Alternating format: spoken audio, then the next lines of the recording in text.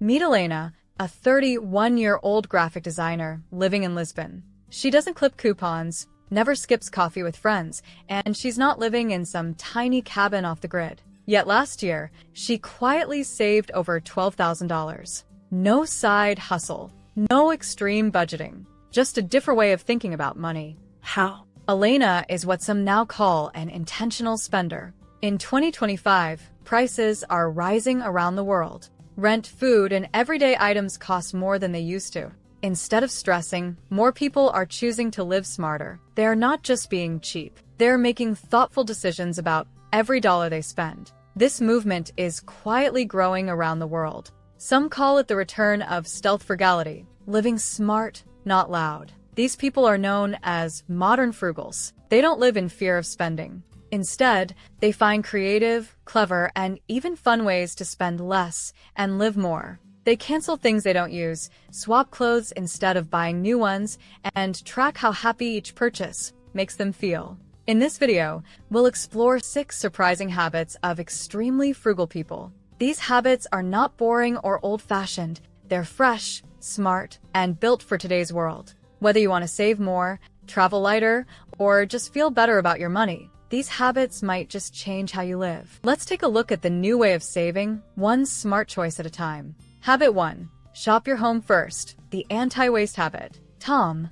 a 30-year-old content creator from Dublin, used to grocery shop every Sunday. But each week, he threw out food, old vegetables, expired sauces, and used snacks. He didn't mean to waste, but he forgot what was already at home. Now, Tom follows a smart habit. Inventory first, shopping later. This frugal living trick, used by budget-savvy families around the world, is about treating your home like a hidden gold mine. Every Saturday, he opens his fridge, pantry, and freezer. He writes down what's already there and plans meals around those items. Only after that does he make a shopping list. Most weeks, he finds he needs only a few items, saving both time and money. This habit also works with clothes, tech, and tools. Tom recently found 3 chargers he thought he'd lost, so he didn't buy another. That's money in his pocket. Frugal people like Tom treat their home like a store. They shop their own stuff first, then buy what's missing. Less waste, more savings, And a clearer mind. Habit 2. Zero-waste shopping that feels like an adventure. Aiko, a 34-year-old chef in Tokyo, doesn't shop at big supermarkets anymore. Instead, she visits local markets that let you buy only what you need, by weight, with your own containers. She calls it shopping with purpose. This habit is called zero-waste bulk shopping, but it's more than just saving the planet. It's also a great way to save money and avoid waste. Frugal people like Aiko don't buy items in fancy packaging. Instead, they bring jars, bags, or boxes from home and fill them with just the right amount of rice, spices, flour, or snacks. But there's something more powerful about it. It's an experience. Many cities now have pop-up bulk stores or eco-markets where people can taste samples, talk to farmers, and swap tips with other shoppers. Some even host cooking demos or bring your own container events. You spend less because you only take what you need. You waste less food. You support local vendors, not big corporations.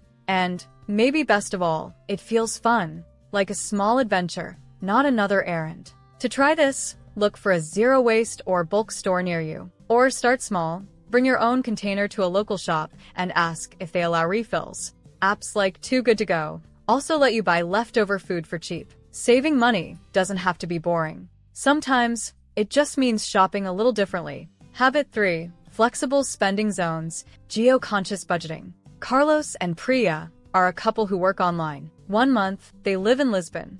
The next, they're in Bali. Their secret to saving money while traveling? Flexible spending zones. This means they change how much they spend based on where they are. In cheaper cities, they enjoy more eating out, weekend trips, and fun activities. In expensive cities, they cut back, cook at home, walk more, and skip non-essentials. This smart move is called geo-budgeting, and it's one of the fastest-growing strategies among digital nomads and stealth savers. It's smart spending based on location. Why spend $5 on a coffee in New York when it's $1 in Mexico City? With so many people working remotely today, frugal travelers are using apps like Nomad List to check the cost of living before they go somewhere. Then, they adjust their budgets to match. Even if you don't travel, you can use this habit in your own city. For example, spend more during sales or off-seasons, and less during high-price times like holidays or festivals. This habit teaches you to spend where it makes sense and cut where it doesn't. You're not being cheap, you're being smart with your location and your money. So that's how geo-budgeting helps you adapt anywhere.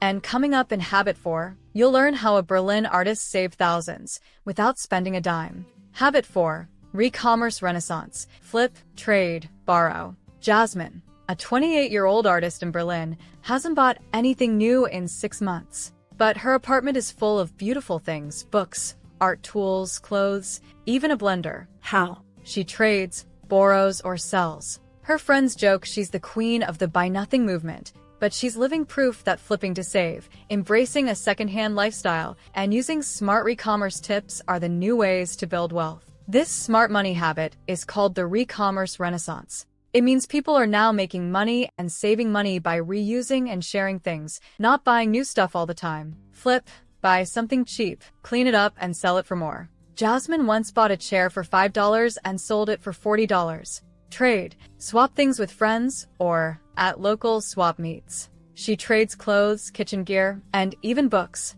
Borrow, need a drill for one project? Don't buy one, borrow it from a tool library or a neighbor. ReCommerce is growing fast, thanks to apps like Vint, Facebook Marketplace, and FreeCycle.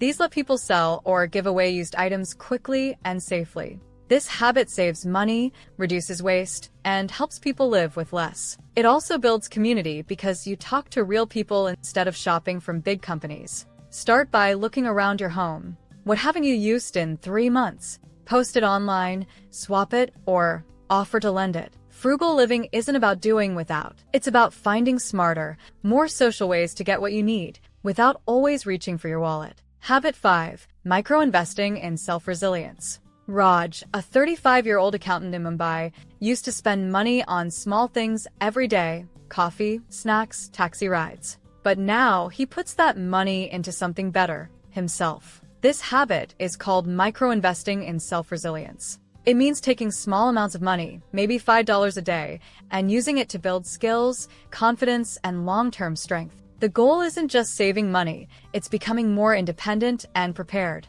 If you know how to cook, fix things, or grow food, you don't need to pay others. You gain confidence, independence, and you save without even trying. You don't need to invest a lot. Start small, skip one coffee a day, and use that $3 to buy seeds, a used book, or join a free class. Over time, these tiny steps add up. Smart savers don't just save money, they grow stronger. They invest in themselves first so they can spend less and live better. Habit 6. Emotion-driven value tracking. Noah, a 32-year-old nurse in Vancouver, does something different after every purchase. He asks himself, "How did that make me feel?" This habit is called emotion-driven value tracking. It's not just about writing down what you spent. It's about understanding if that spending actually made you happy or not. Noah keeps a small journal. After he buys something, he gives it a quick score. Worth it, not sure, regret it. This isn't budgeting, it's emotional clarity, and it works better than spreadsheets.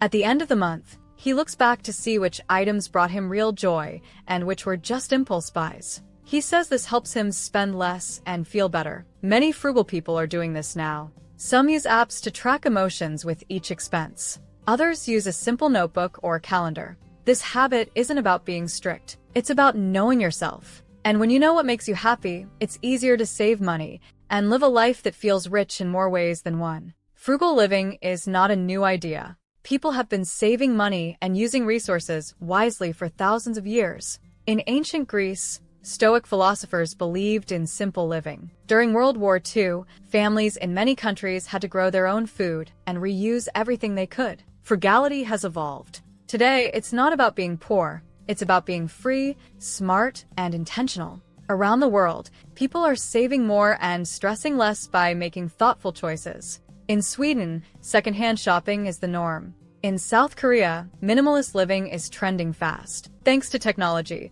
this global frugal movement is easier and more powerful than ever. Take Elena from Lisbon. A year ago, she felt overwhelmed by money. Now, she lives with less but feels richer than ever. She spends with purpose, wastes nothing, and enjoys more peace. That's the heart of intentional living, spending with meaning, finding joy in simple things, and living on your terms. Don't forget to like, comment, and subscribe to the channel to see more content like this. Thanks for watching, and I'll see you in the next video.